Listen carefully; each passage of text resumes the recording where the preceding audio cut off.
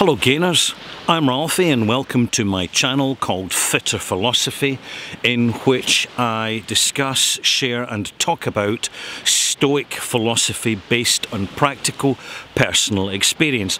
My experience, because I've been on this planet for quite a while, so I've had built up some experience, and I'd just like to confirm that experience doesn't happen overnight. It takes time. And we all can gain and learn from experience and be empowered by it. And one thing that we should always be empowered by is when we're learning from life, we need to focus on what's happening around us. We need to be observant and we need to react to what we observe rather than simply tolerate it and accept it as normal. And I'm speaking in context of fools, which is the primary topic of this video. I've come across fools on numerous occasions in my lifetime, and occasionally, when I was younger, I've been a fool myself. I would say I was unthinking, selfish and naive, and in that context, I was a fool. However, as you gain more experience in your life, you'll start to notice the fools present themselves more clearly due to the repetition of their behaviour. Now, I'm not talking, to put it into context, I'm not talking about people who used to be termed thick. In other words, a low IQ, slow learning, of a narrow field of perception in life.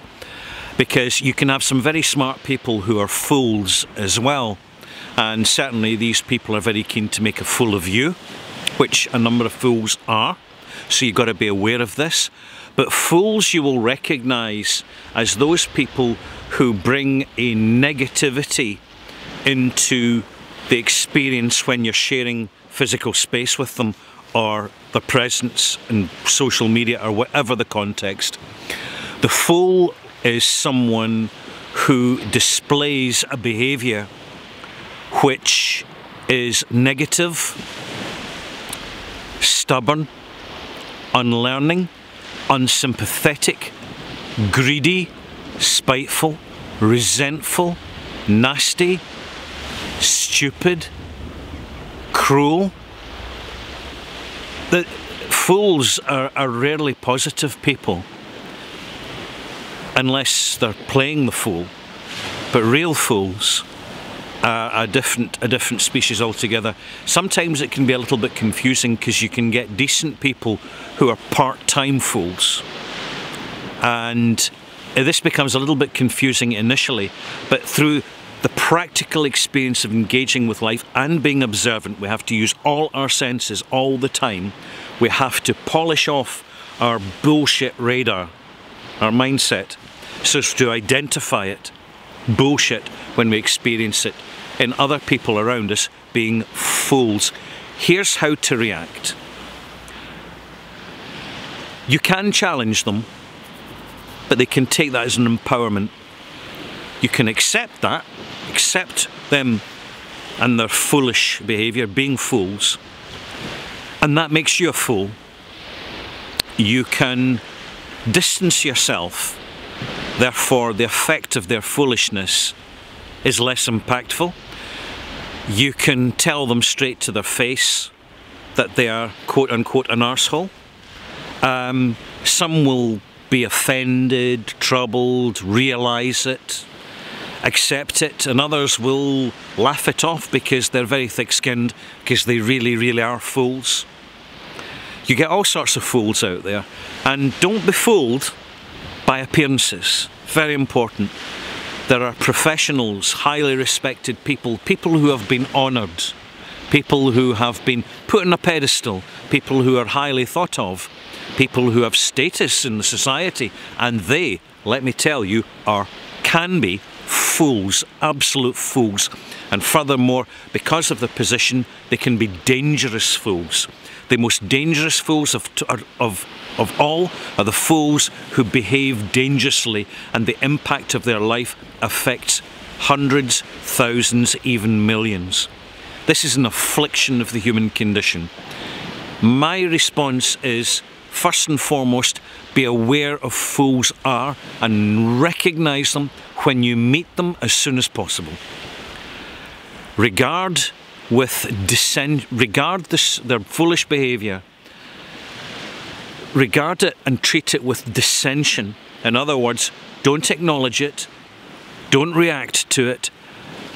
Passivity and awareness are so powerful, because you're no longer playing their game. You're standing, you're staring. They can see by your expression that you know they are a fool, and it will possibly make them quite uncomfortable because you're not giving them any ammunition. You're not taking their bait. You're not empowering them with your response. And distance yourself. You can find yourself over time distancing yourself from individuals, family members, spouses, people who used to be friends, neighbours, people in your community. You can find yourself distancing yourself from portals of foolishness like television, news, newspapers, magazines. There's plenty to choose from. We can be awash with foolishness. Some of it harmless, some of it fun, but we need to know the difference between the gentle stuff and the truly dangerous stuff, because it can kill you. If you've got a bad doctor, they can kill you. If you have foolish, corrupt police officers and people in the legal system, they can destroy your life. Foolishness can be very dangerous, and this is why we must constantly practice our awareness and keep our bullshit and foolishness detector fully operational at all times. And that means as much as our capacity and our intellectual capacity allows us, keep smart. An important part of that is to trust our instincts and value our instincts, and if need be, keep a distance. At times be antisocial, and if it helps to protect us, we should remove ourselves from society. There's many people who do that very successfully, and I'll leave it at that. The sun's coming up now, over the horizon, on a gentle, becalmed sea, and I think you'll probably enjoy the view, and it will help you to be distracted for just a moment from the foolishness around you. Bye-bye.